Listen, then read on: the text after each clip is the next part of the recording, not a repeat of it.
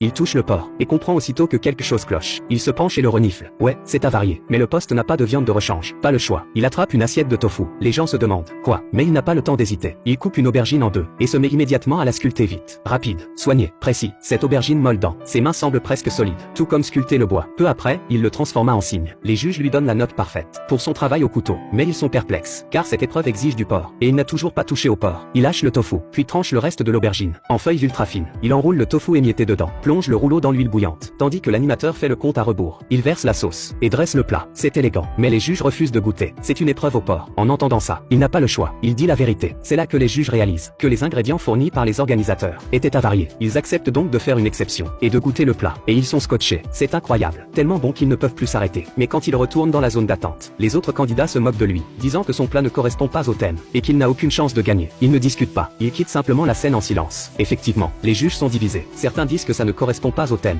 D'autres que c'est d'une créativité folle. Parce qu'il a fait en sorte que le tofu ait le goût de viande. Ça pourrait même être parfait. Pour ceux qui font attention à leur ligne. Quand les organisateurs l'apprennent, ils décident de promouvoir son nouveau plat. Et de laisser les clients juger. Personne ne s'y attendait. Mais ça cartonne du jour au lendemain. Et sa victoire, franchement totalement méritée.